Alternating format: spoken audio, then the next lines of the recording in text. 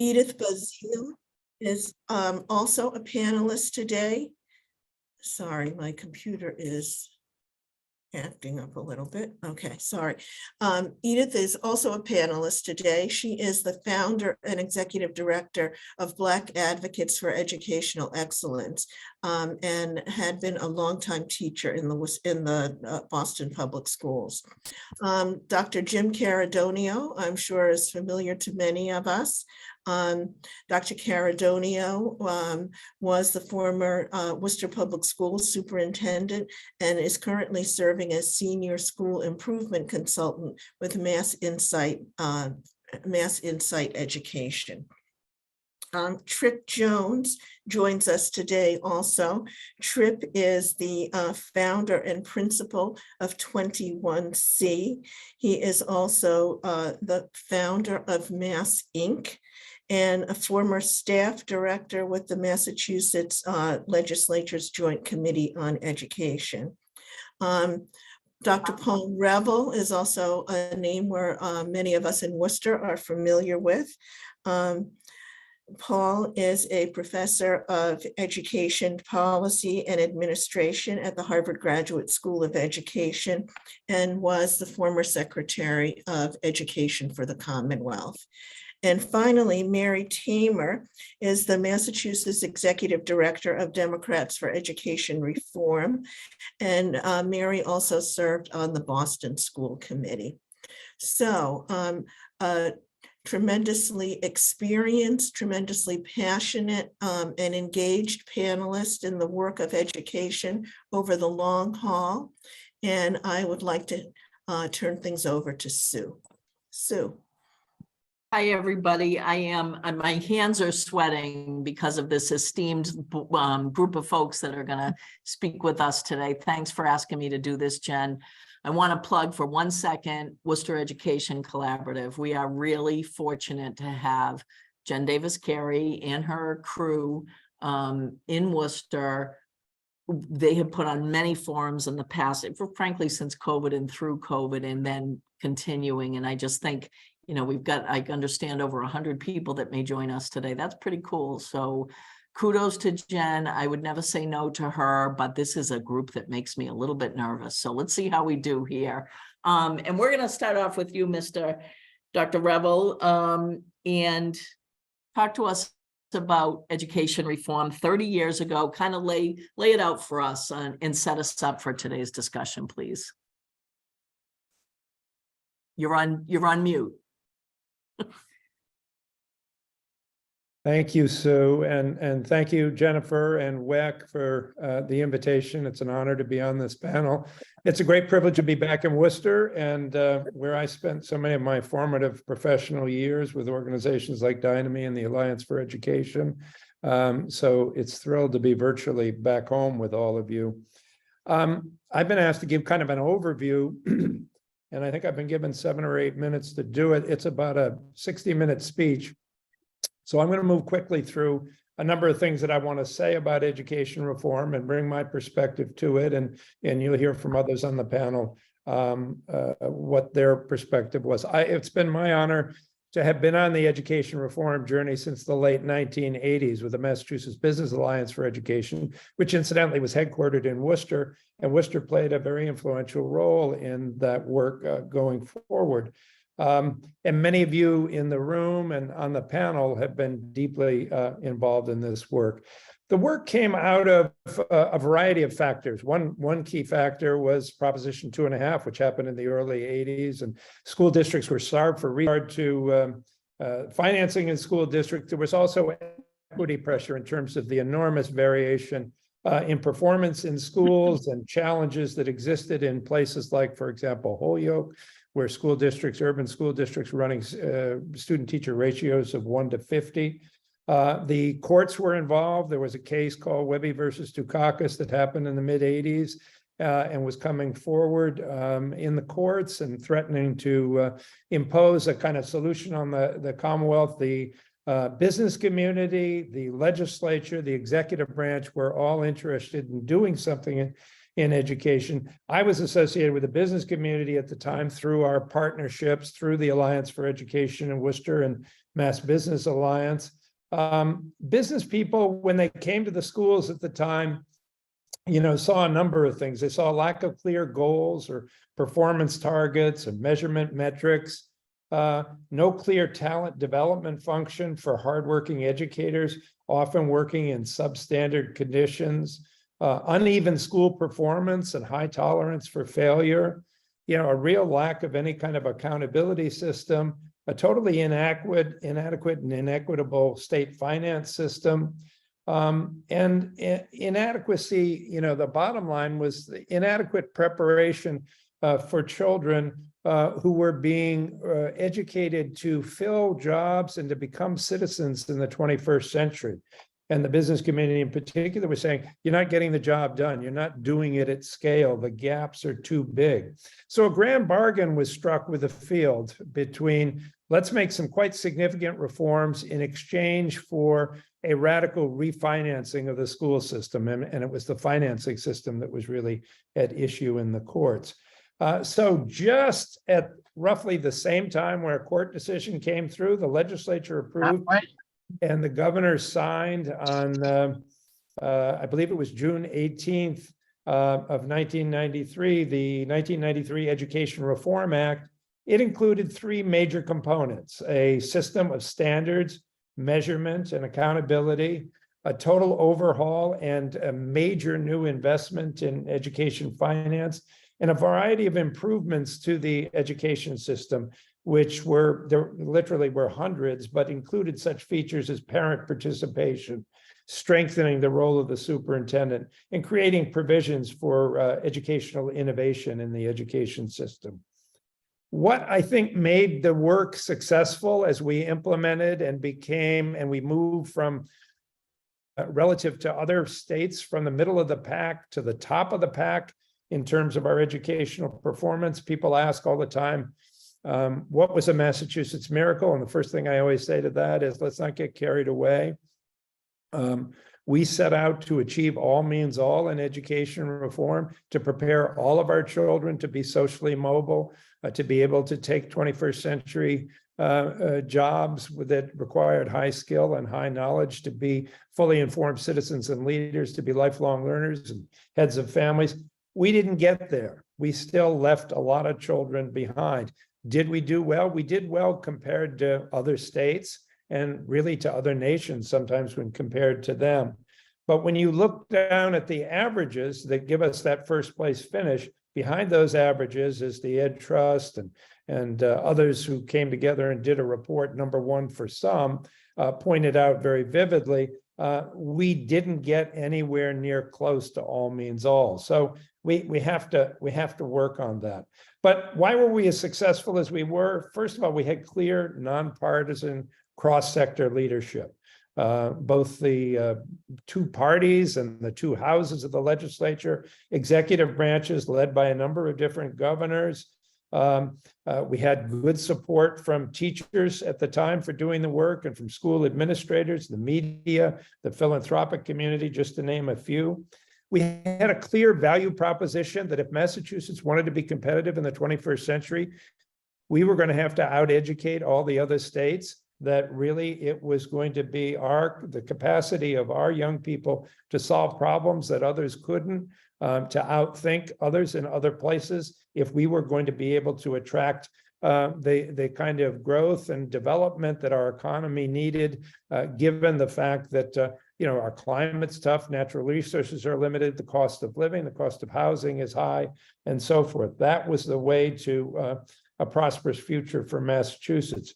There was a durable commitment to high standards across the board. We'll talk more about that later, but the idea, again, an equity idea, that all means all, we should give every child the skills and knowledge that they need in 7 key subjects to be viable and competitive and to be able to achieve middle-class status in our society.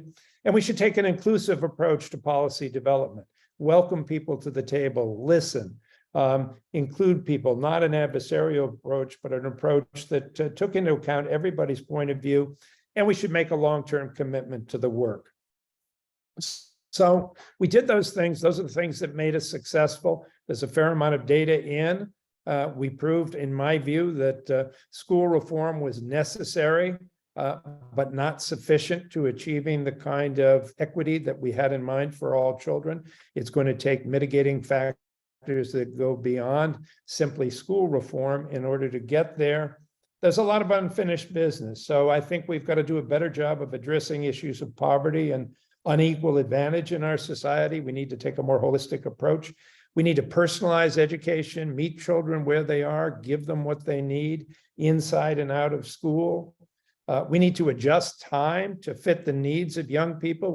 We're still on a early 20th century kind of agrarian school calendar and schedule, and opportunities. There are huge opportunity gaps in what children do in the 80% of their waking hours spent outside of school. They spend only 20% of their waking hours in school. So we need to fix that in some way. We need to do a better job of utilizing technology, of including and collaborating with families, of deeper learning, of making learning relevant, to making it rigorous, making it relational so that people feel connected to one another and connected to the problems facing our society.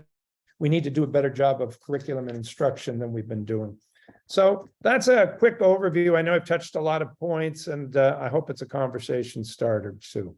Thank you, Paul. And I don't know if any of the other panelists would like to say, yes, it looks like Tripp would like to say something. Tripp? Thanks so much, Sue. And as Paul said, many thanks to WEC, Jen and team for pulling this together. Sue, for you doing what you're doing. And it's fun to be able to join these other panelists to have this chat at this moment. Jen mentioned that I was the staff director of the Education Committee, the Joint Committee on Education. And that was, in fact, during this period of putting together this law.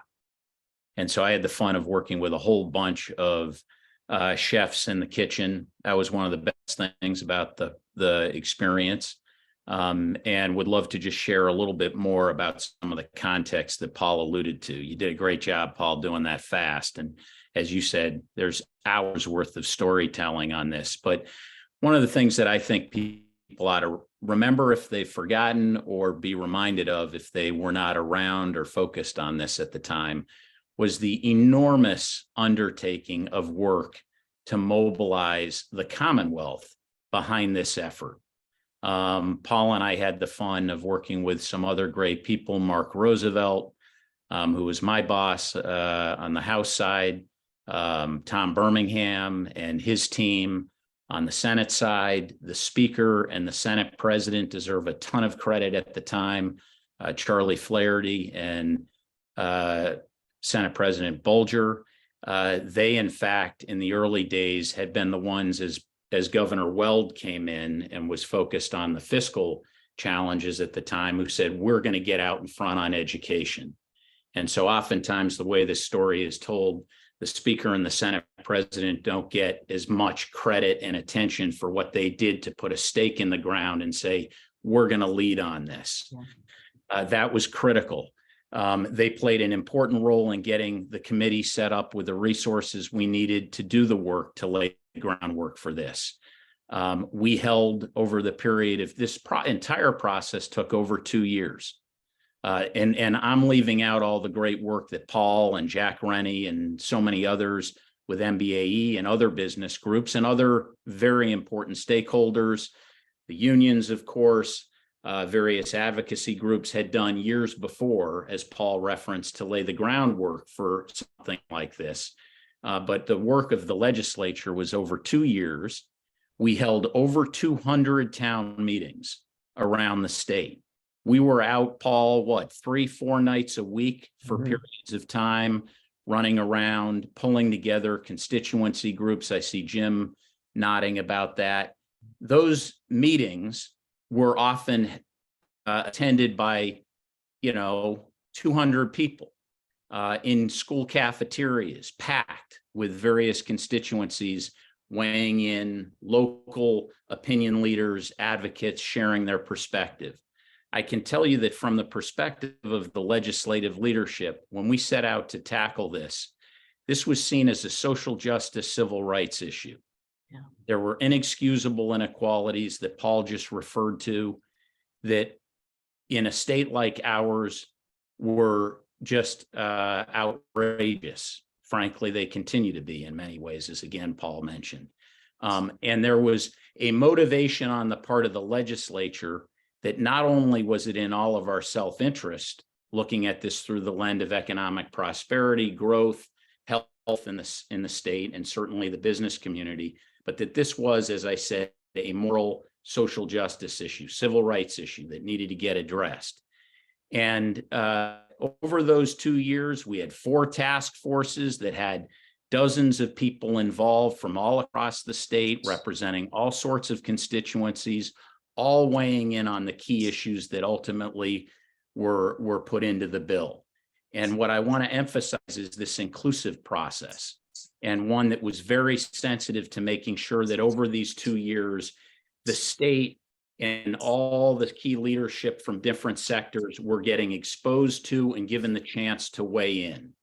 And that was really what helped to mobilize, to build the political will. Headlines day after day after day in the newspapers, local papers, regional papers, statewide papers, television, radio, that was pushing this story about the importance of taking these issues on. Tripp, I think those comments are like, I don't know, I'm listening to this saying, okay, here we are. Here's what you're laying out. Here's what our tasks are for the coming time, and how different is our political system right now, or not so much. Jim, I want to, if you can all help us, you were charged under Dr. Garvey with implementing the act and maximizing its benefits for Worcester. What were some of the most significant changes that education reform brought to Worcester from your perspective at the time, or even after? First of all, it's good to be home. Actually, I started to work in Worcester then. So first of all, you have to know Jim Garvey. And Jim Garvey, to him, the Education Reform Act was our playbook. Any questions? Fine, let's get going. That was it. And with the coaching from Paul, who we were very blessed to have, and other people, that became kind of our strategic plan. We had a strategic plan, but the real strategic plan was when all else failed, we're gonna follow the instructions. And because it was based in equity, the whole foundation, as Paul said, it was an equitable funding formula. Basically, those who can pay paid, and those that can't got help. Well, now you see those that can pay even more, and those that get help still kind of need it. But the deal was high standards for high support. And so we took it and ran with it, because we felt that there had been no accountability. There were no clear standards. There was, in those days, the phrase, the soft bigotry of low expectations. And our schools were full of those, especially our high schools. And, especially with great inflation, everybody's getting A's and going no place, The other thing that we got was administrative flexibility. So the superintendent hired and fired and oversaw people. School committees couldn't fight over coaches anymore. And it really ended a lot of political stuff. And so that was number two. Principals had contracts with the superintendent. Okay, so that gave a lot of flexibility in terms of hiring and building a team. Our motto was together everyone achieves more, and that really helped us build the team. And the principals had more school-based authority, and as Paul mentioned in there, was the school council. Mandated in law, you have to have a school council. These are the things the school council will do with the budget. They weren't as radical as Chicago, but they were brand new, and I think today they're not used as much as they should be. So our first major investment, Jim Garvey invested in the Comprehensive Skill Center, which was a program for dropouts and potential dropouts. And I would say now, probably close to 2,000, maybe over, students in the city of Worcester now have graduated high school because of the Education Reform Act let us open. And he did it in conjunction with Judge Luis Perez. at the juvenile court. It was one of those great stories. But the other, so we were able to innovate. And as Tim already said in one of his inaugural addresses, we were able to innovate, adapt, and get the job done, which again is a very Worcester value. You've got to get the job done, okay? So we put dimensions of learning into our curriculum, which was a very high orders thinking program at the time. We were able to provide professional development for our teachers. Before that, it was, scrimp and save. And we had full day preschools. We had 35 full day preschools. We reduced class sizes. We updated our instructional materials and technology, which was way behind. We started University Park Campus School in 1993. We repaired buildings, much delayed maintenance now was taken care of, so our buildings could be healthier and safer for staff and students. And then we could resume building new schools, the Norback, Roosevelt, the All School, Quinsigamond School. And that helped us achieve our voluntary desegregation before the state ended it in 2007. And we also did a very innovative thing with the Alliance for Education. It was a performance-based awards program with the union, with the business community, in which performance-based awards were given to schools that showed that they achieved growth in student achievement and parent involvement and in student attendance. And there were revolving funds that they got to control. There was only two rules. You couldn't hire anybody, and if you had a party to celebrate getting the award, you couldn't have any booze. So we got normal. We were once again, and we weren't, we could look at Holden, the suburban district. We knew what was going on over there. Many of our faculty lived there. They would tell us. And so we really felt that, the tide was rising all boats. And that's what we think. And then the amazing thing was that for 10 years, there was bipartisan support. The funding, there was so much negativity that, it'll end in 2 years. And so there was this incredible bipartisan support. And many times one leader handing it to the other leader, but somehow, as Paul said, the spirit, the values were all there. And so again, it was just a great time to be in education because you could be an educator and you could do all the things you needed to do to provide your students with a quality education with measures. So it wasn't this, I love the kids, trust me. It was, no, we're producing results. We earn the extra support you gave.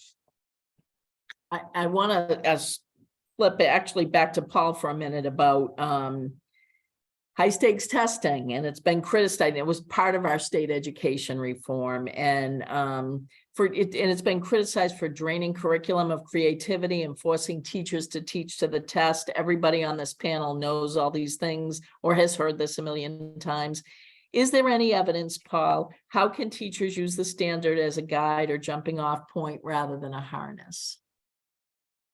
Okay, so I'm happy to address that. First thing, I'd like to note, and what Jim Caradonio said is something that we didn't have enough time to talk about, was just the power of the finance reform here and the real emphasis on equity. I mean, $7 of $8 went to communities like Worcester that had been totally unfairly treated by the funding formula in the state prior to that time. And it made all the difference, as you've just heard from the former superintendent, in terms of what they could do with those funds, to begin to level the playing field. And so that more than anything else is the big tell on the Education Reform Act about its commitment to equity.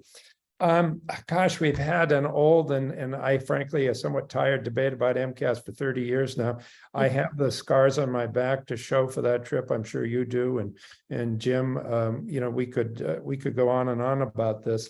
Frankly, I'm glad that most of our panel today is going to focus on where we go from here. But let's just remember, and Jim Caradonio kind of embodied this, that this is a common sense proposition, not just in education, but pretty much any place, is that you set a target and you measure progress against the target, and then you use that data to improve your performance. That was the basic syllogism behind why we had testing involved in education reform to begin with. It was a diagnostic purpose. Yes, to be sure, there was also an accountability need, and it was used for accountability purposes as well, and to put a little pressure into the system under the theory that everybody should be accountable for their piece of the product of education, which is student learning, and that we had an obligation as educators to guarantee to young people that they would get the skills and knowledge they needed to succeed at the next stage of their lives, be it a career or be it college, that they would be prepared to be successful. So some people are fond of saying, MCAS and the stakes involved in MCAS amount to a punishment. We thought kind of the reverse. We thought that withholding graduation was a way of granting an entitlement to students to get the quantity and quality of instruction they needed to get to proficiency so they could be successful in college or career. It was more of a punishment to send a child on to almost certain failure because they didn't have the skills and knowledge than it was to hold people back and do a better job of educating them to that standard in the first place. And let's remember, by the way, there are multiple chances to pass this test. There are alternative pathways to getting to proficiency or getting to a proficiency certificate. And the standard is only a 10th grade standard to begin with. One notable statistic now is that it's still the case that somewhere between 60% and 2/3 of the graduates of Massachusetts public high schools need to do remedial work at the community college level in order to enter into classes. So it's hard to make an argument that this is an overly high, unfair bar to expect our students and teachers together to achieve.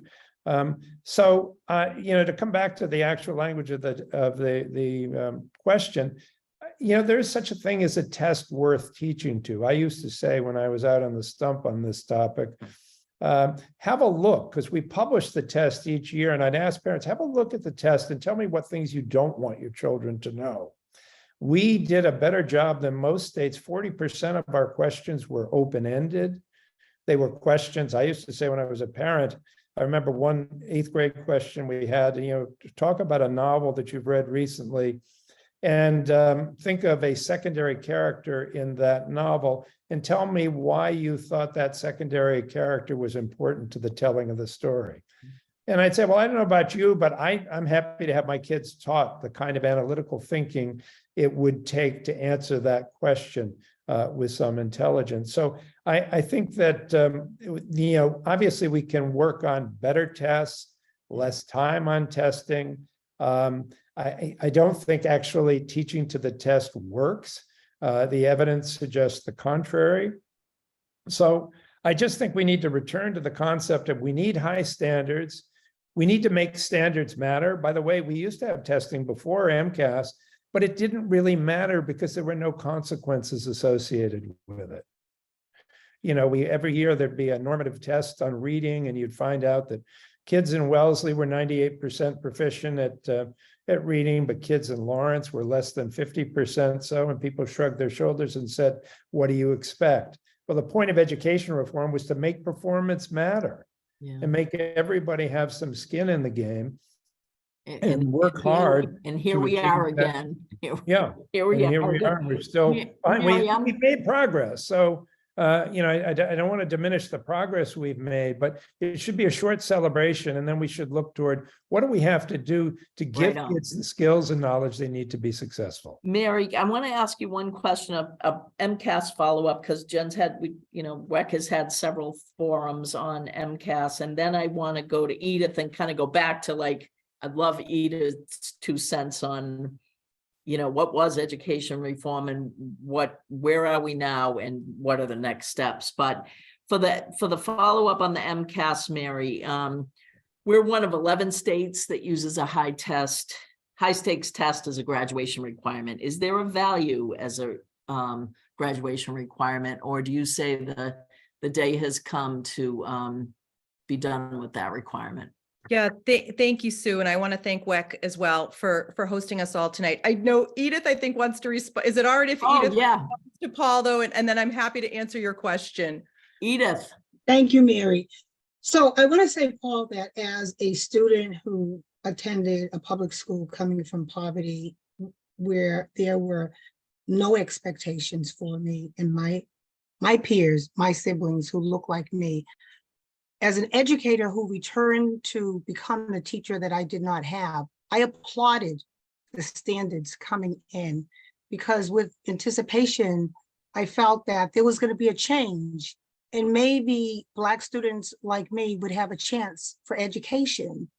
But what I found, and I have to disagree and argue, that MCAS has been a punishment and not a system of accountability, because if you're talking about accountability, it should be with the professionals, not the students who have not been taught. And we know that if the standards have not been caught, they have not been taught. I liken it to if I need medical assistance and I go to a medical facility that fails me, should I as a patient be punished for that? Or should that medical institution develop better standards, protocols, procedures, and practices so that it can give me treatment that I am entitled to? That's equity. It is not equity to say that you cannot create a system where you can measure the metrics of success based on what the student has been exposed to. So if students have not been equitably provided high quality instruction, if they have not been provided with grade level curriculum, if they have not had access, and I'm talking about Black students, Latino students, students with disabilities, for whom the system has continually and perpetually failed. And so that's where the gap is. Is that policy? I would say yes. Or is it the students? The students, I would say no, it's not the students, because I was one of those students who was told by my teachers that I had borderline intelligence, I was not college material, I should become a factory worker or a secretary at best. And I ended up teaching at the graduate level with merit status. And I would guarantee you, if you poll Black judges and other folks who have achieved great things and have been resilient despite what they have been confronted with in schools, they will tell you the same story. And this narrative has to change. So I reject the fact that MCAS is an accountability system. It is a punishment system, and it punishes students who have not been taught like myself, who have not been given access to AB courses, to exam schools, who are in low-level curriculum, who have not been exposed to quality instruction. And when that changes, then we can measure and have not been taught their own history. So I'll leave it at that. Thank you. Thank So you, if I could just jump Edith. in quickly, Paul? 'cause I need to respond at one level. Edith, I don't disagree with a lot of the principles that are embedded in what you just said. I think adults need to be held responsible before children are held responsible. One of the problems is adults are much better organized to resist accountability than children are. And so sometimes accountability falls first on the children, and that's kind of backwards. We need a system that's aligned. And so you're absolutely right. We shouldn't be holding children accountable for performance in subjects where they haven't received the adequate education in those subjects to perform at high levels. At the same time, to go to your medical analogy, if you've been in a medical institution that doesn't properly serve you, you should be entitled to, once they've failed, to get the care that you needed to bring you back to health. And that's what I think the graduation requirement does. It says in 10th grade, if we find out you're failing, we've got an obligation as a school system, and now the school system has to have a plan to map out how we're going to get you to the standard. And Can I just say this? Unless there's death by an early age by Jonathan Kozo, and that's what happens to our students. They drop out, they don't continue, they but leave. that was before the standards movement. I mean, Jonathan continue. Kozel's work laid a foundation for the equity argument that brought standards to bear. Paul, it hasn't changed. It continues. That death by an early age continues today. And Well, I that's know, yeah, I know there's a certain amount of that, but I do think that we have made some progress. And it's not that some of the problems that you point out don't exist, but I think we've made some progress, and we can't throw out all the tools or go back to an imagined past before education reform and pretend that everything was fair and equitable then when performance didn't really count. Paul, you misunderstand what I say. I'm not saying it's an either or. It has to be racial equity and justice. And there's no parent, I believe, that does not want to know how their children are doing against the standards. I think we all want to measure that. I'm not saying that there should not be an assessment system. What I am saying is that there should not be a system that punishes students for what adults have failed to do. And unless we can have a system that is equitable, what you do is you deny access, and you create that cycle of poverty that is perpetual. And that's where it comes from. It's not poverty first. It's not poverty as a element that obstructs a student's ability to learn, because demography and economics does not determine destiny. It is education as the equalizing opportunity for students who come from poverty, who can get out of it, like myself. And unless we really embrace that narrative, this is not going to change. Well, I respect that, and I think there are other interventions, but I still think passing a child who doesn't have, can't perform to the standards in reading, math, and science onto college or onto a career without having those skills and knowledge is more of a punishment than saying, you might take you an extra year, we're going to give you some extra help in order to get there. I'm still not saying that, but I'll let it go. That's not what I'm saying. That is not what I'm saying. And I just want to emphasize that is not what I'm saying. I hear you, Mayor. I hear you, Edith, and I hear you. Mary, 11 states, where are we going? Like, what's the trajectory throughout the country? Can you shed some light on it for us? Because I feel like as a state in Massachusetts, we are very close to making decisions about not having it be a graduation requirement anymore. So that, that's my feel right now, but talk to us, Mary. Yeah, no, thank you, Sue. And I honestly appreciate the dialogue between Edith and Paul, because this is such an important conversation. And I think that we know that there are so many different perspectives on this. And yes, we're down to 8 states, in fact, who have who still tie a standardized assessment to a graduation requirement. And I think it's honestly, for so many of the reasons that Edith cites, is one of the reasons for me, as a product of the Boston Public Schools, as someone who did come from a low income background, as somebody whose mom is an English learner and was actually denied admissions to the Boston Public Schools because she didn't speak enough English, and we didn't actually have laws to protect English learners when my mom was trying to matriculate into the Boston Public Schools. And so I have very strong feelings. And I think so much of this is rooted back in that culture of low expectations that Edith talked about, that I know all too well about as a former, only parent, in fact, for my entire years on the Boston School Committee. I was the only person on the school committee who had children in the Boston Public Schools. And so I believe in standards because of that culture of low expectations. I am the first person to say that testing tells us something. It doesn't tell us everything. And my organization recently brought together an amazing coalition of statewide education-facing organizations, justice-facing organizations, to talk about MCAS and what did we think about it. Now, I'm happy to share my views on the graduation requirement. That was something that the scope of the work, we did not go there because we knew we had lots of people around the table who had a lot of different views on that. But I think one of the most positive things we did, Sue, is that we came forward after months of conversations with recommendations of how do we improve this tool. You know, MCAS, in my opinion, is a tool for equity.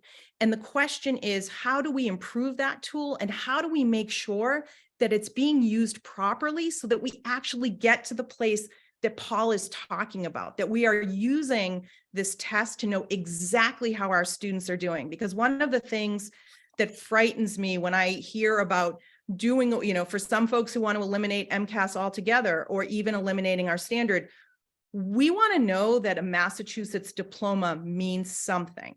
And given that the requirement to pass a test in the 10th grade is meeting 10th grade requirements. And for whatever reason, if a student is not passing that test in the 10th grade, they have 2 subsequent years to take the test. And one of the big questions I have is, what are our schools and districts doing to support the students who are struggling to meet that requirement in the 10th grade? Like, what additional supports, what are we doing for those kids? And I think that does come back to the adults, Edith, like, and when we think about like, what are we doing? What extras are we giving to those students? It's a very small percentage of students who don't graduate specifically because of MCAS. I believe it's 1% or less. Do I think 1% is too high? I absolutely do. But I also, you know, I just want to go to some of the recommendations that I think would really be a step forward in improving the tool that we have, which I don't think is going away.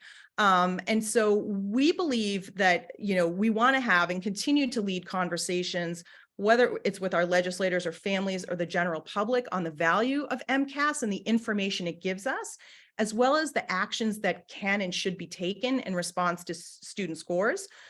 We want to help families better understand the results and also provide clear guidance and support to help them advocate for their children. I remember when I was a parent in the Boston Public Schools and my kids came home with their scores in September, and it was like question 1 right, question 3 wrong. It's like, that's not telling families what they need to know about how their children are actually doing in the classroom. I also want to remind folks too that I think there is a lot of misinformation that is often shared about MCAS. And when we talk about teaching to a test, the test is actually on our curricular standards. So that is the intention of the test, is to see whether the lessons that every teacher is supposed to be teaching in classrooms across Massachusetts is actually being taught and being taught well. And so that is something that I think, you know, and again, my kids were in the Boston Public Schools. They had English, they had math, but they had a host of other subjects as well. Their entire day was not consumed with English and math. So I think sometimes when we talk about teaching to the test, I mean, we are supposed to be teaching a very specific set of standards. So we want to, I think, better help families understand these results. I think we also want to be able to get results to educators' families faster than we currently do. We think with the use of technology at our disposal, we could probably do that.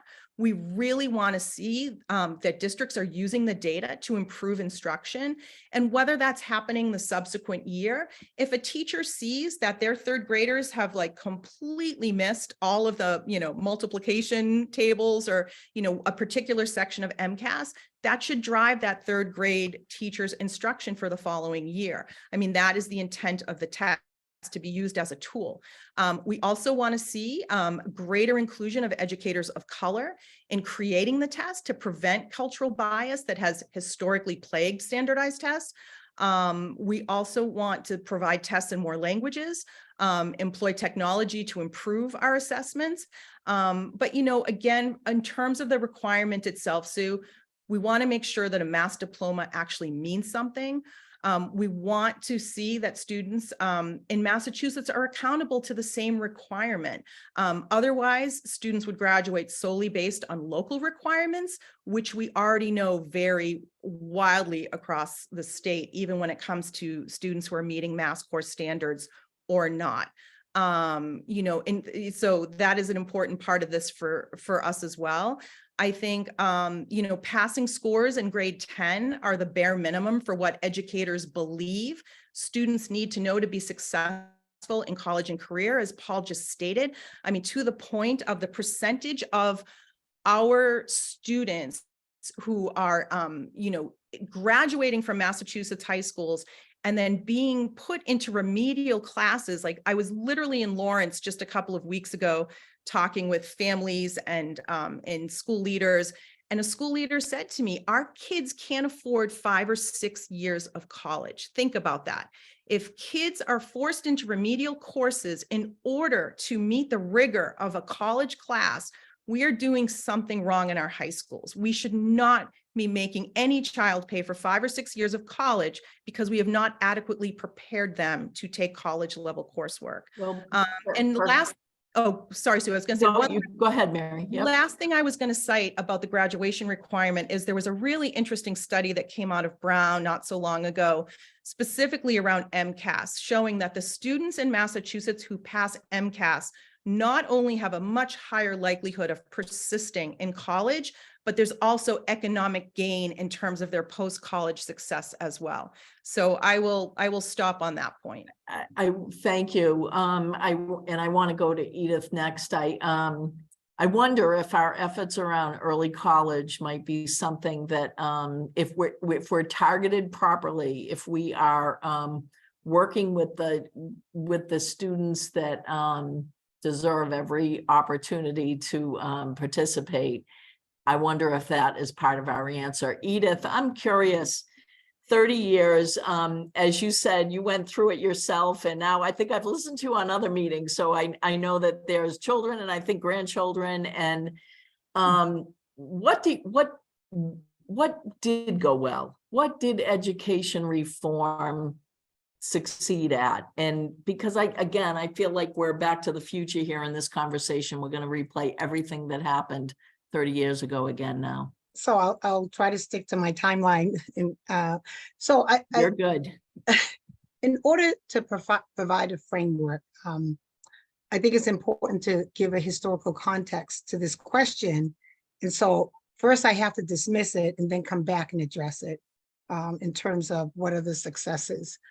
So I want to just say, as you awaken this morning, the bed you slept in, the product you used to brush your teeth, the shoes you put on, the coffee you drank, the car you drove, and the remote access for this Zoom platform were designed thanks to a Black person, was designed or perfected thanks to a Black person. The vaccine you may have gotten is thanks to an enslaved African who saved generations from smallpox in the 1700s. We just celebrated Juneteenth, and as a descendant of enslaved Africans, we honor the struggle and freedom of our ancestors who were kidnapped and built the economic foundation and wealth of this country. The Europeans did not capture slaves. They captured chemists, doctors, architects, philosophers, mathematicians, and scholars. But you weren't taught that in school, were you? I was not taught that in school. Like all institutions in this country, the education system was built on the ideology of white supremacy and framed by the eugenics movement that perpetuated the myth that Black people were subhuman, unintelligent, and lazy. Yet, enslaved Africans built this country, including educational institutions that they were denied entrance into. Schools continue to celebrate white supremacists after whom schools are named, as well as monuments and halls. Public education was founded in Boston in 1635, but Black people continued to be enslaved in Massachusetts for another nearly 150 years. Massachusetts banks financed slavery and built their intergenerational wealth, stocks, and bonds on slave trade. People get upset when Black people ask for reparations, but when white people lost their enslaved property, they received reparations. We received nothing. Yet during Reconstruction and in the midst of the pandemic, the first pandemic, Black people held bake sales, bought land, built schools, hired Black teachers, and provided excellent education that led to flourishing Black communities like Black Wall Street, but also in Louisiana, North Carolina, Georgia, Arkansas, Florida, and all over the country. What happened? Government-sponsored Jim Crow and KKK invaded Black communities, dragged men and women from their homes, tortured, shot, and lynched them, and then burned the communities and buried the history. Black people continue to struggle for quality education with the passage of Brown versus Board of Education, but endured another insidious white backlash. Black schools that produced Black scholars were forced to close because desegregation was one way. Black children were forced into hostile white schools without their Black teachers who were not hired and offered jobs as custodians or bus drivers. Numerous civil rights laws did not bring back the strong cadre of Black teachers our children had, and the psychological impact was devastating on Black children, as evidenced by the doll test. After decades of educational harm, did education reform dismantle these systems of white privilege? Was there restorative justice, racial justice, repair for racial inequities? What did it do? Did it decolonize the curriculum? I argue that the colonial remnants remain rooted in educational policies that perpetuate racial gaps, whether intentional or unintentional, that remain in schools as white spaces designed for those who come from whiteness. Education reform did not dismantle structural racism. It continues to center whiteness and holds itself harmless for the education of Black students while blaming and shaming its poverty, its trauma, it's the parents, the neighborhoods, and now it's COVID. I argue anti-Blackness continues to exist in hiring and retention. It's reflected in the standards, values, school culture, the curriculum that is taught, teacher licensure, funding, and the assessment system, because Black scholars and educators are not appropriately included in making these decisions. In summary, for these reasons, I withhold my applause of the successes of education reform until it tackles and dismisses the pillars of systemic racism and embraces the blueprint and action plan constructed by those left out to reimagine and restructure educational opportunity equitably for Black and Indigenous peoples through acknowledgement of harm, healing, and restorative justice. And I'll just end with a final quote from Martin Luther King, who said, quote, "And what is it America has failed to hear? It has failed to hear that the promises of freedom and justice have not been met. And it has failed to hear that large segments of white society are more concerned with tranquility and the status quo than about justice and humanity." So I think that the promise is still something that is yet to be fulfilled. And we need to have a conversation about race and racism, which education has moved away from and just has not had in order to address these issues. Thank you, Edith. And yes, racism harms everyone. Thank you for that comment. Thank Sue, I'd love to jump in on this if you Sure, don't Tripp, mind. go ahead. Yep. I think what Edith just shared is super important for us to focus on and reflect on. And as one who's been engaged now for decades in this discussion, we have a lot more to do, as Edith said, to come to terms with much of what you shared, Edith, and to reflect on what it all means as it relates to how we go forward. I've had the privilege of working with a number of groups closely with Edith and others, the Education Trust and the Mass Education Equity Partnership, with which WEC is a part of, to look hard at these issues. Mary's been a part of that work. Paul's spoken to the group. We've got a lot of people involved. Paul referenced the study number one for some. When we celebrated the 25th anniversary, that's the way that effort chose to celebrate, by reminding people of these deep inequalities that Edith speaks to, that are directly connected very often to the minority populations in our communities. So Edith, I applaud what you're doing. I could talk for a while about all the great things that I think came out of the Education Reform Act. Far from perfect, tons more work to do, but I want to echo Edith's concern about flagging this issue, and want to speak specifically to the challenge we have in building the next round of political will to take on the next chapter of work.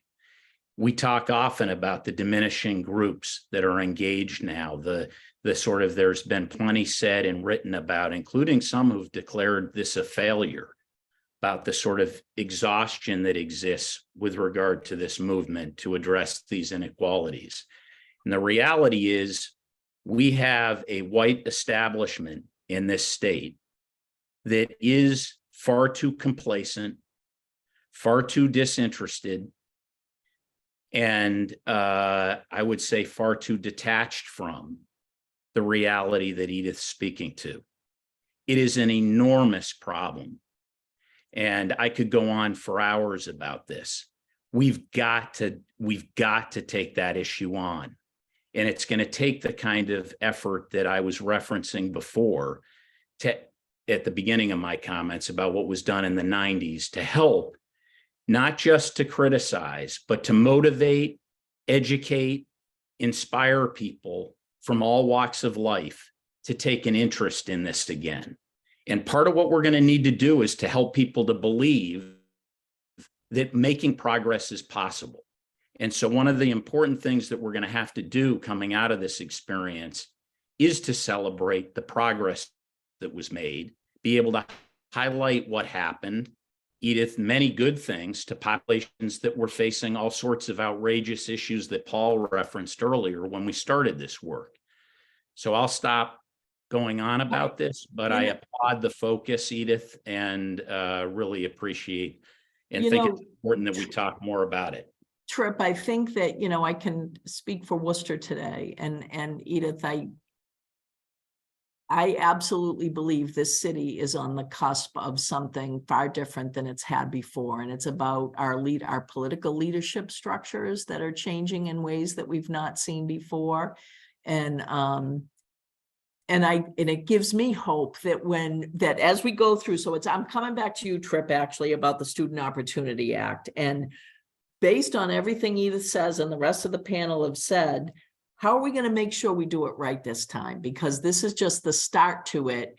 And what are changes that we can make? Because I believe that everything that you're talking about, Edith, is what is at the heart of what's going on in my city right now in Worcester. And that, and it's very exciting, and it's fraught with people being able to be free enough to be leaders to speak the truth in circles or tables that they've not necessarily had to. So I'm going to turn it to you, Tripp, and say, okay, so with Student Opportunity Act, our act to address the achievement gap, do we see some things in place that are going to help our outcomes based on everything that Edith talked about a few minutes ago? Yeah, so I'll try to be quick on this so we can get other voices into the mix. But one of the most important things about what we did with the 93 law was we made it clear that there was going to have to be continued work and an evolution of the policies that were being adopted and put into place. And one of the most important things that we talked about, Paul celebrated the way in which the money was distributed. One of the great things we should celebrate in this state, when I talk about majorities, the reality is that that our state spread that money in a manner in which it identified and clarified the need to get money into communities that had the most serious challenges. And that is a wonderful thing that we should celebrate for a long time. When we did this, one of the most important things we were talking about is the need to revisit the formula and to do that on a regular basis. We recommended a commission that was going to be put in place to do that. The reality is we took way, way too much time to get to doing that work. And we paid a price for that. Pretty much got us back to where we were in some ways prior to the passage of the 93 law. That culminated in the Student Opportunity Act being passed. There was some great work done in 2010. As you reference as well, an act to address the achievement gap. Paul did a lot of great work as secretary, continuing this evolution. So I want to applaud and celebrate the fact that there was work that was done to continue to evolve this. There needs to be a lot more, as we're all commenting. We should celebrate that. We should make it clear, and we need to stay at it. So but we do need to be strategic here. about how we get many more people interested and motivated to want to make sure that we're going to get at this work and address the issues that we've been going around the horn on. So I'll stop there. Thanks, Tripp. Mary, your group, the Democrats for Education Reform, has just published a new report, and I think it's about next steps for where we go. What is it about? It is about. I just Next happen to steps. have it right Oh, here. beautiful, beautiful. Okay. I'm so glad you asked. Can you talk with us about, tell us where are we going? How are we going to get there? What are some of the things that you guys found out? Yeah, no, thank you so much, Sue. I have to say, I'm just so enjoying this conversation. I'm kind of getting distracted that I'm actually a panelist. So we, so DFER is our, so we are a kind of a two-sided organization. Education Reform Now is our policy side, and Democrats for Education Reform is our political side. And so we actually support candidates running for office who we call education champions. So these are the folks like Senator Pavel Payano, the second man of color in the state Senate, which is unbelievable to say that out loud. We have 2 men of color in the state Senate. Senator Payano is someone who is the son of Dominican immigrants. Both of his parents are longtime teachers in Lawrence. And at the age of 24, Pavel ran for school committee. He ran for, and we supported him. He ran for city council, and now he's in the state Senate, and he's doing incredible work, very much student-focused work. And so I think that really speaks to so many of the issues that Edith and others have raised, is like, we need people in our legislature who are going to speak truth to power, who are going to raise these really hard issues. These are hard, entrenched issues that they need to be addressed, and the time is now. And so one of the things that we do in this report, and it can be found on our website, educationreformnow.org. I'm happy to share it with anyone who wants it. We look back, we sort of broke the report into 3 different segments. And so the first was looking back at what did the Education Reform Act set out to do 30 years ago?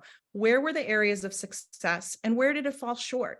One of the things we do as a policy-facing organization is, we're not going to sugarcoat anything. We want to have the hard conversations. This is why we take on light little topics like MCAS, and now we're looking at mass course standards and who has access. It's about access and opportunity. Those are like 2 of the biggest things we need to look at as we move forward as a Commonwealth.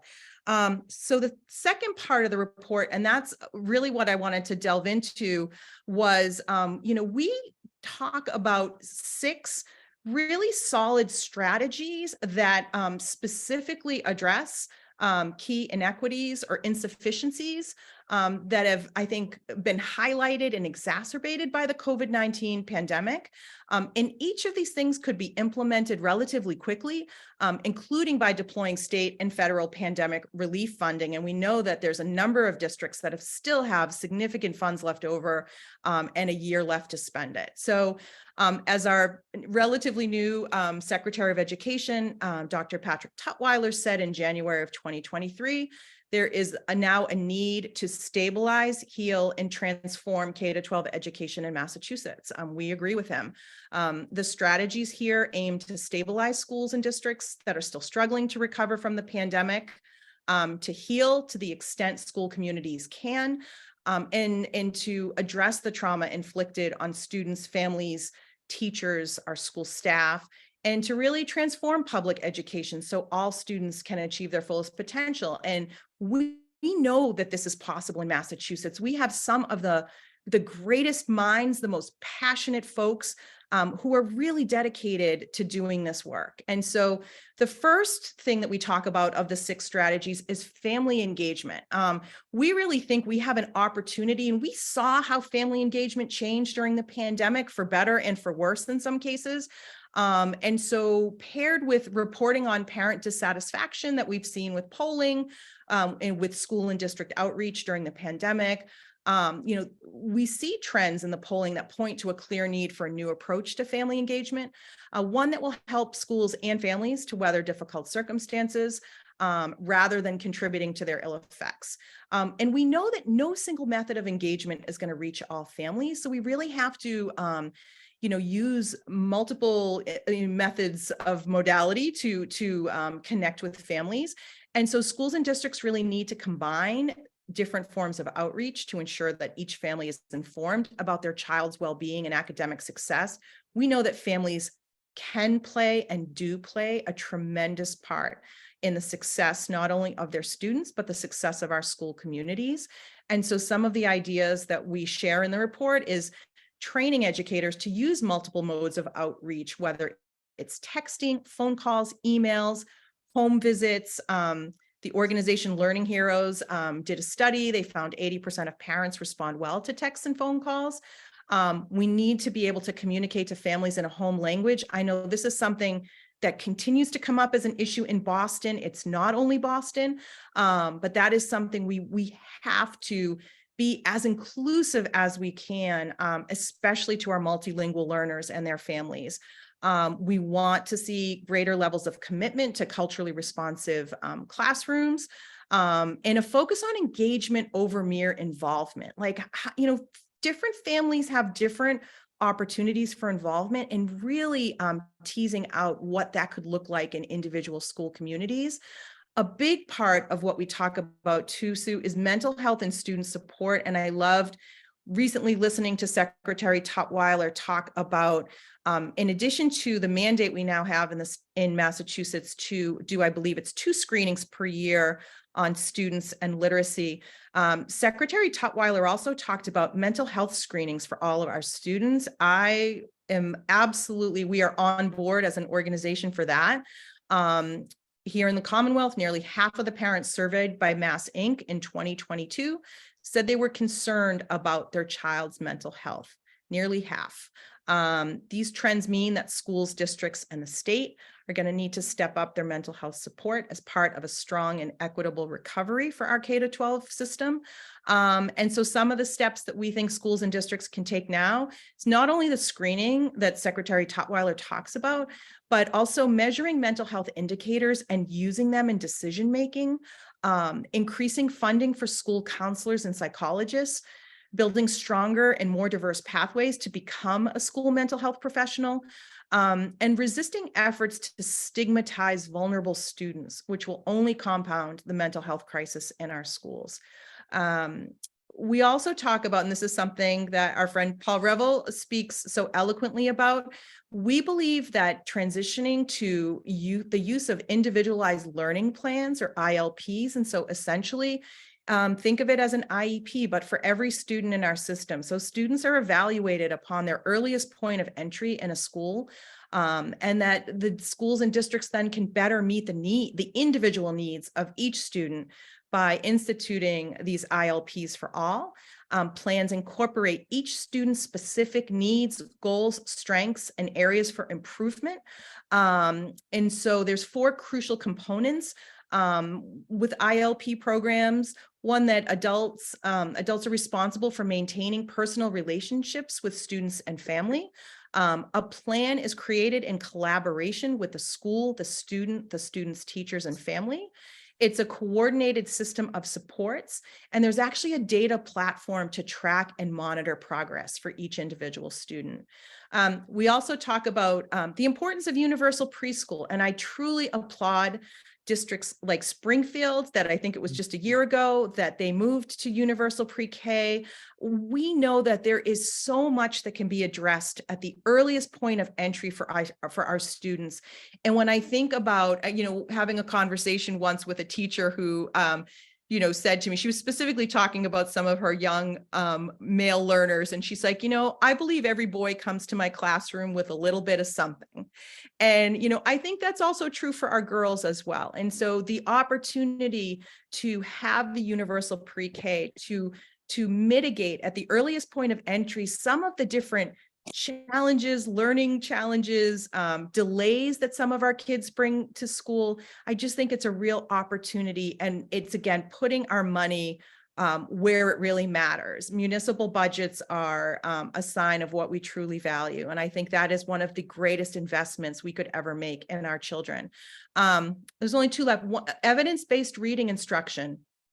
There is overwhelming evidence that links child reading at grade 3 to later school and life outcomes.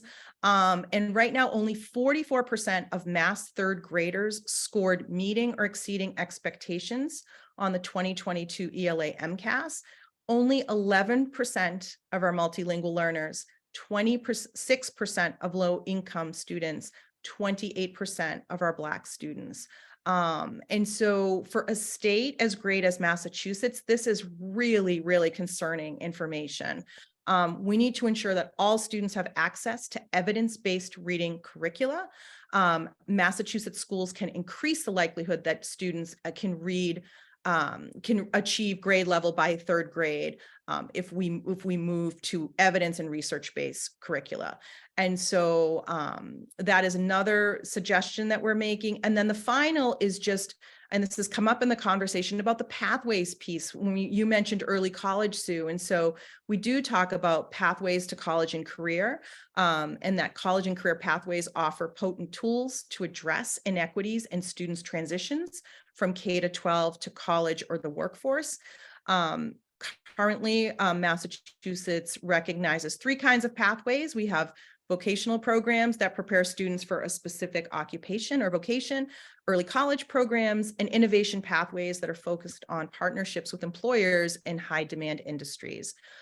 Some additional steps that we see as an opportunity to expand programming include a statewide goal of universal access to high quality learner pathways, strengthening existing programs, investing in guidance and career counseling and requiring MyCap, expanding Mass core uptake, and collection of data on the outcomes of pathways. And so we know that early college is in fact showing really promising early results, but we also know that it's limited right now to a certain number of students. We know that there's some positive things coming out of the State House in terms of some increased funding there, but these are some of the things that we talk about in this report.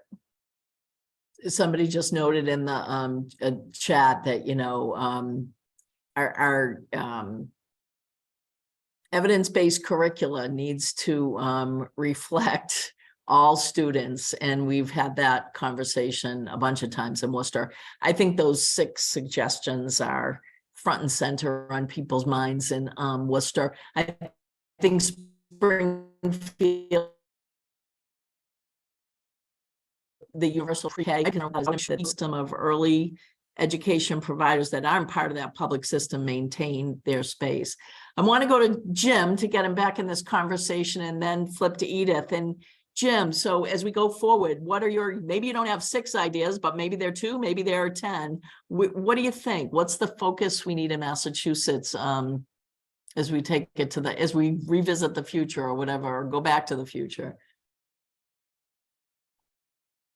With sensitivity to coming out of COVID, but I think it's getting a little old, okay? And I really, I see a lot of now equity talk that's not mandated. So I grew up in Texas where a lot of stuff happens through strokes and pokes.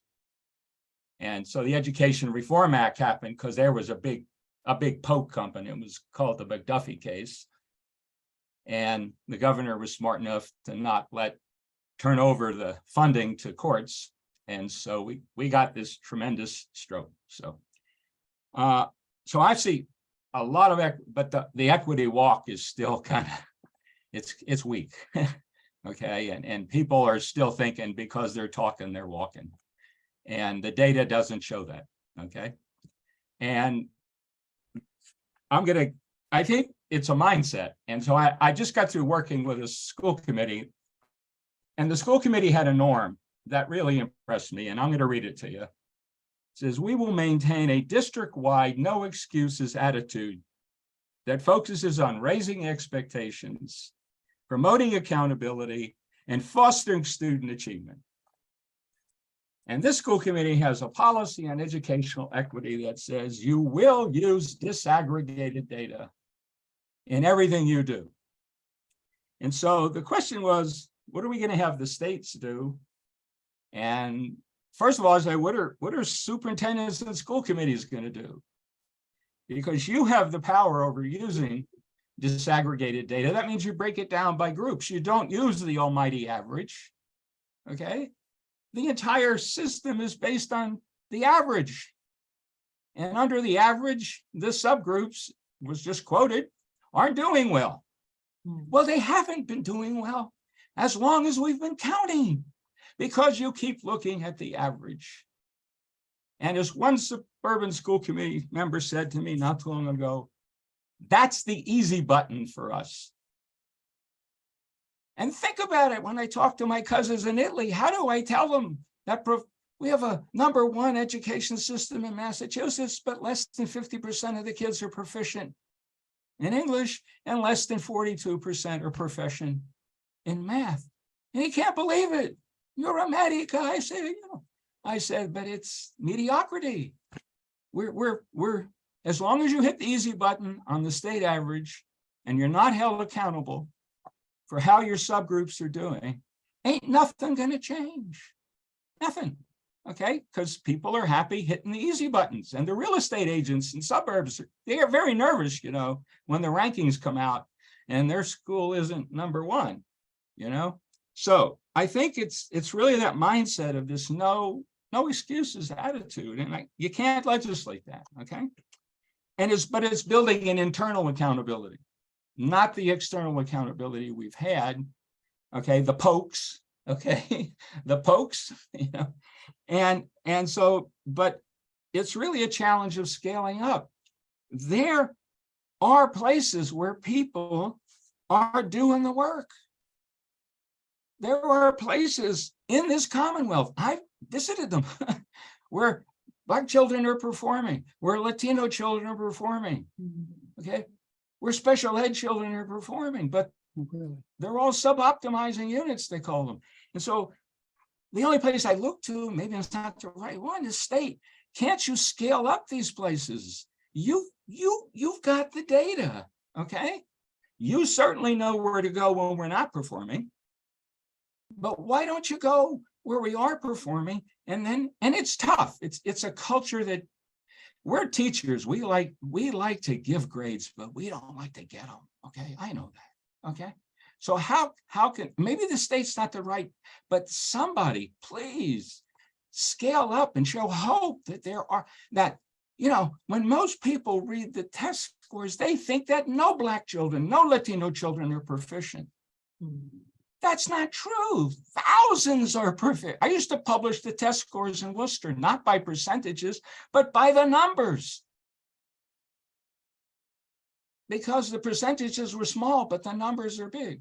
So we're actually reinforcing by doing too much gap analysis. So the other area, I heard the commissioner once say, well, we're stuck. Well, you just look at the data, the gap between boys and girls is a crisis. And it's across just about all racial groups. I don't think it's in the Asian community. And you can see it because the state publishes all the test scores by male and female, okay? And the schools have this wonderful data that the state built called Edwin, that they can disaggregate all the data. Every teacher can build a report of the children that are in front of him or her and their achievement and their performance over the last 3 years. All they have to do is load in their student SACID numbers, and they get that report. Okay, so I call on the state, you've got this wonderful data warehouse, but there's, I went online the other day and the training program was maybe 2 years ago, and it was a video and was slide deck, we've got all these materials. Every school's got disaggregated data. They've been having it for years. It's open to parents. It's publicly facing. We're just not using it. There was, I think Edith used the medical analogy. Imagine if our doctor said, I'm not paying attention to the lab test. The other thing is there's great hope in the elementary schools for the use of formative assessments, the frequent assessments. So like medical people, you assess, you treat, you see if the treatment worked, you adjust it, you reteach, but it's very successful for kids. It's not based on scores. It's based on skills. And tests are proxies for scores. Okay? And so you can't teach the scores. It doesn't work. You teach the skills. Okay? And so the elementary schools are doing this very well. But the middle schools and high schools might as well be in other universes. Okay? And so there's not even any exchange between educators at those levels, but believe me, we once had a Carnegie project, and I asked them if I could just take all the money and hire elementary people in the high schools. Okay, because as one high school principal told me once, we teach subjects, we don't teach students. They're still making the donuts that way, and we're letting them. Okay, and they don't have to, but they don't know how else to do it. They've never been trained. Okay, so we got to look at the gender gaps as a way, and it's across all groups. I went and looked at the data. The largest group between now and 1993, English language learners. I was a bilingual teacher in Boston in 1970 when transitional bilingual education started. And I worked for many years in the Boston Public Schools in bilingual education. So here we have a growth of 106%. We had then about 110,000 ELA students. We now have 228,000. Bigger than Worcester, bigger than Springfield. And what we do is a valid test tests you on the curriculum you study. There's no ESL curriculum. Yet they're given a test based on native language acquisition. So when you go to college today and you're from a different country, they don't give you the SAT, do they? They don't give you the ACT, they give you the TOEFL, the test of English as a foreign language. Where's the test of English as a foreign language for these 228,000 kids? Okay, and it could be calibrated and it could be fit into the scoring system of an MCAS and all that. But then you'll have a true indicator right now. Think about it. If you went to a foreign country, you didn't speak the language and they put you in a test and you were supposed to read Pushkin, you know, it just still doesn't make any sense. And so that's another area, you know. Jim, so again, Jim, yes. I love your comments. They're very interesting. They're data driven. And they drove my head to a different place. Yes. So I want to flip it back to Edith to say, you know, Edith, you know, in our closing 10 minutes or whatever we have here, you and I want to hear from Paul and Tripp, like, I love the 6 items that Mary's group has put out. What are you thinking as you listen to this conversation, Edith? I'll try not to repeat it, but I want to echo my friend Jim and what he said about we are often rhetoric rich and implementation poor. We don't walk the talk. And there's an old saying, I can't hear what you're saying because your actions speak too loudly in my ears. And so and he also talked about focusing too much on the gap analysis. That is the intellectualizing and talking about the data and intellectualizing the process is a way to keep from doing the actual work. And we have data groups, we have data analysis. Schools always talk about data, but they're not driven by data. Driven by data means that you create an action to respond to those who are in the gap.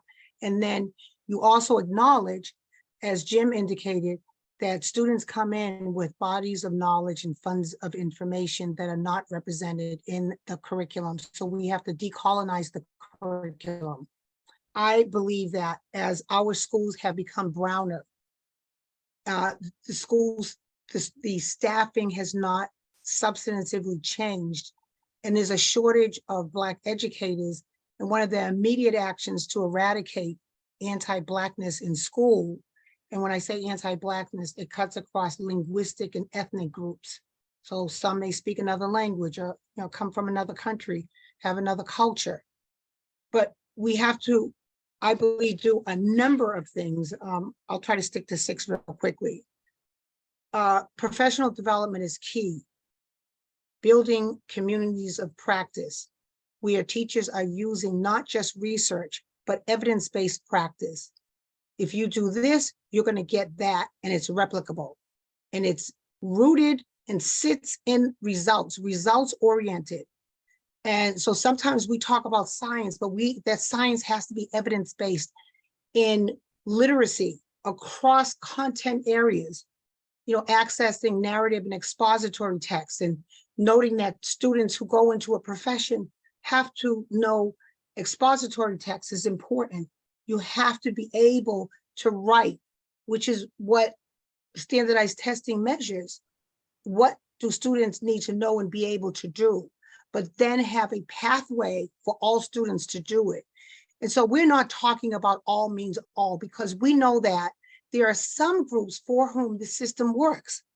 White and Asian students. It does not work for Black and Indigenous groups, for Latinos, and for students with disabilities. And so we need to move away from the all means all. And and I would say that there's a reason we say Black Lives Matter, because we know that other lives already matter. But we know that we are the ones who are the targets. And so we need to enlist a cadre of Black scholars. There's a saying by James Baldwin, I'm trying to think of it, I'll paraphrase it. When you want to solve a problem of oppression, you don't go to the middle class and those who are the purveyors of policy. You go to those who are in that oppressed group. We have Black scholars like Bob Moses and Harriet Ball, who know how to teach algebra to Black students, but we don't use these resources. And the question is why? Why aren't Black scholars coming in? Why aren't Indigenous groups being represented in education policy, in selecting curriculum which needs to be decolonized, in creating pathways to college, vocation, and career? Because we know vocational access is important. Trades are good. AI is not going to take over trades. They're hands-on, and we're going to still need that. But what access do our students have to vocational education? We need to implement ground level equity policies and practices that aggressively eliminate the inertia to overcome the patterns of racial discrimination in hiring teams, and expose racist hiring practices, performance reviews, and apply consequences to hiring practices rooted in anti-Blackness, because we know we have a retention problem. And I would also say that we often talk about the demand for Black educators, but we don't talk about the supply. Why don't we have the supply? Because I, sitting in a classroom, don't see myself representing in the teaching force. I don't see myself represented in the curriculum. There are school hardening practices that are applied to me disproportionately, such as the weaponization of special education, high suspension rate, high expulsion rate, the school to prison pipeline. That's my experience in school. So you kill the supply of future educators because Black and brown students do not have a positive, engaging, reflective experience in school and say, oh, education is not for me. Not because they think that, not because they have educational apathy, but it's because of their experience. And so we have to confront that and confront the hierarchy of white supremacy culture in schools that pathologizes and criminalizes, but also traumatizes Black and Indigenous students. We need to have positive and affirming school cultures that value Black students by prioritizing racial justice and restorative justice. So if we say that we are anti-racist, what does that exactly mean? And how is it evidenced in the classroom? And how is it reflected in the data and the outcomes?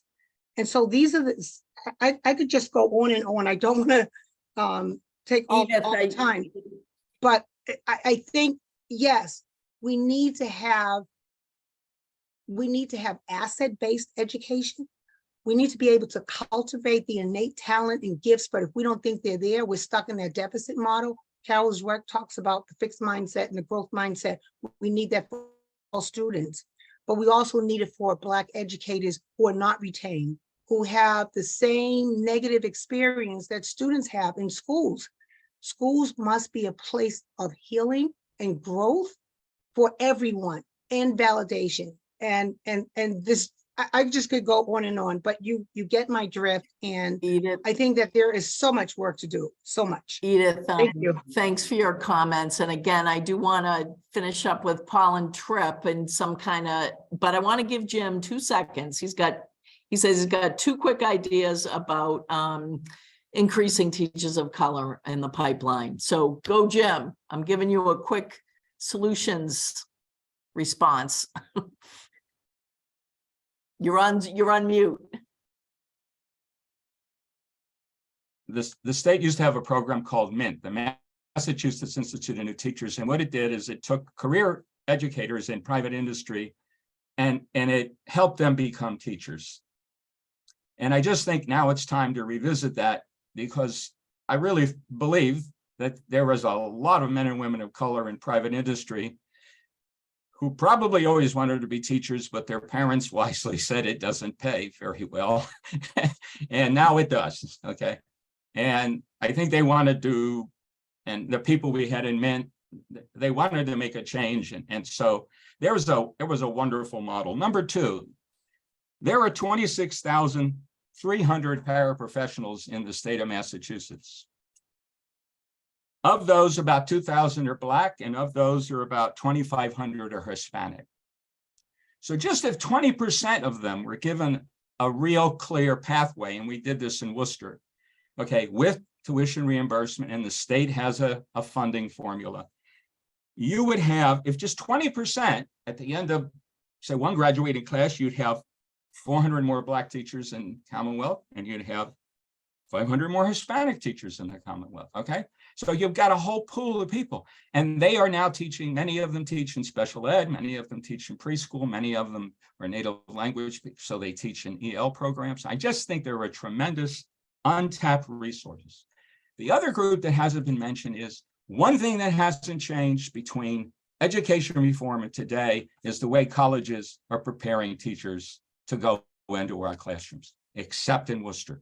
And that's because we had the professional development schools that Tom Del Prete set up, Clark and Holy Cross, et cetera. We were involved in training our teachers. If I, as a superintendent, wasn't happy, I was part of the problem and I was part of the solution. And today, it's just still, I don't get it, but it's just still such a separate preparation that you have to train everybody when they come in as if they've never been trained before. And that's got to stop. I don't know how to do it, but the people way up there need to get models that are professional development schools. So people are working together to train the next generation of teachers for the realities that they'll have in the classroom. Thank you.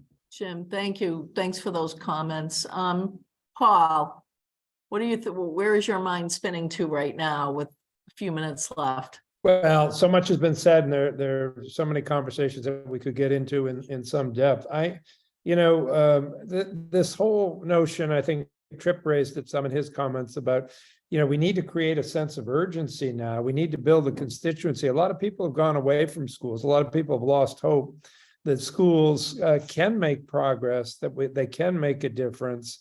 And that there's something constructive that can be done by way of strategy, both inside and outside of schools, to achieve the objectives of where we started, which I'll return to is all means all. That's an equity proposition. We should be preparing all of our students to be socially mobile, to have the skills and knowledge they need to be successful as citizens and as workers and as lifelong learners. So we don't have the constituency right there right now. They're not. There isn't a sense of urgency, and there isn't that sense of hope. Somebody mentioned Pat Tutwiler's comment about stabilize, heal, and transform. I think Mary mentioned that. I think that's a good agenda to set forward. We need to make some transformative changes. We need to recognize and build relationships in schools. We need to personalize education and meet children where they are and give them what they need. To be sure, we need to diversify the teaching force. We need to use technology in ways that we haven't before. We need to engage the families. We need to have, another conversation and build that consensus from the ground up. Everybody involved in the conversation, grassroots and grass tops, coming together to decide what do we need to do a better job with our children to close the gaps that are still there, notwithstanding, a very substantial financial investment and lots of hard work by educators and students and their families. So we've got a lot of work to do.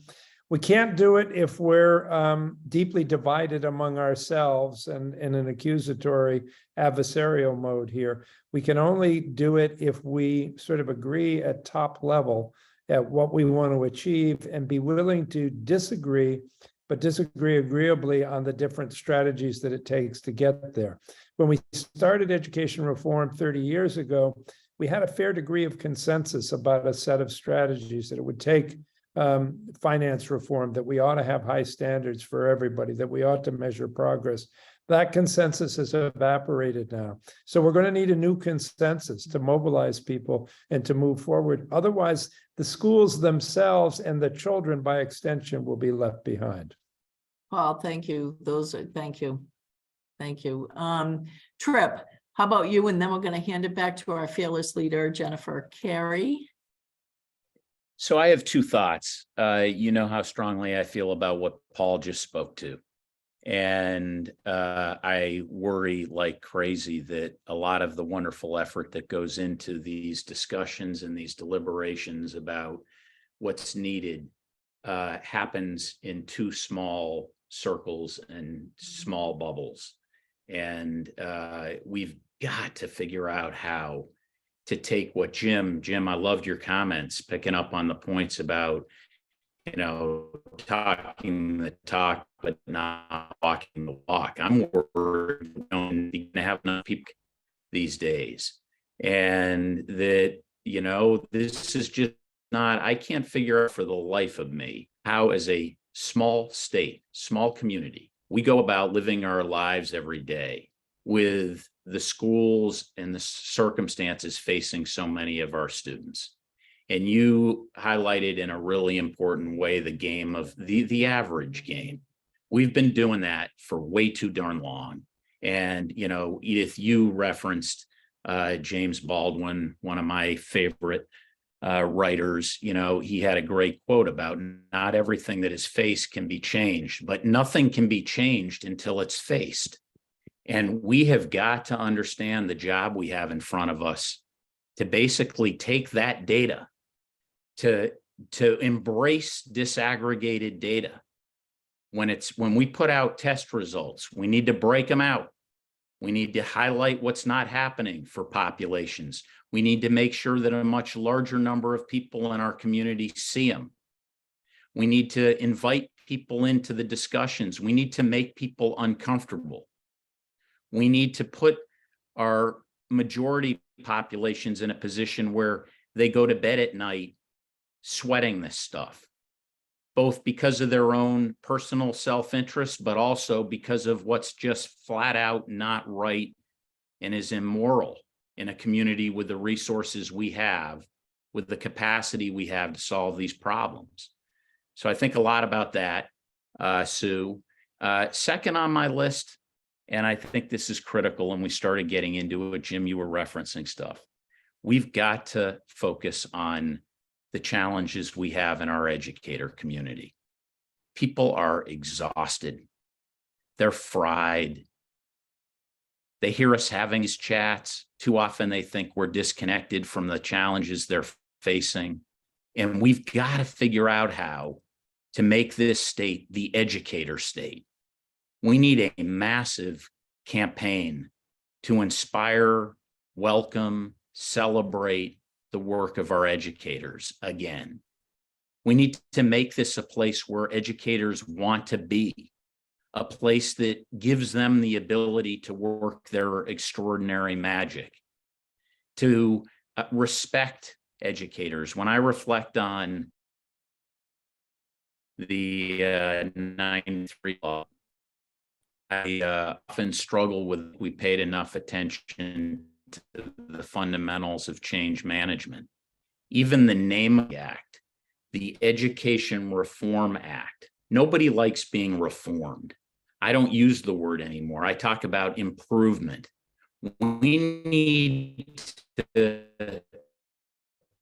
make this a community where our educators get the support, cheerleading, respect, encouragement, and at times if we're going to have any shot at doing all of the wonderful things that have been referenced by people on this call, we're only going to do it if we have the educators in place to carry out the work. As a relatively new school committee person, Tripp, that is like a massive takeaway. And as we watch the ebbs and flows of retirements, et cetera. So thank you for leaving us with that thought. Mary asked me, she said she's got one brief thing, and then I'm giving it say to one last yes, thing. go ahead. Was going to finish with a statement that we have no excuses right now. We've got lots of money flowing districts that need to be able to do so much for us not being able to do far better. And we've got to make darn sure we put those resources to work in a way in which we have a story to tell to inspire the next generation of change and advancement on this stuff. Thank you for that. Thanks for the time. And Mary, Thanks, it's all Tripp. you.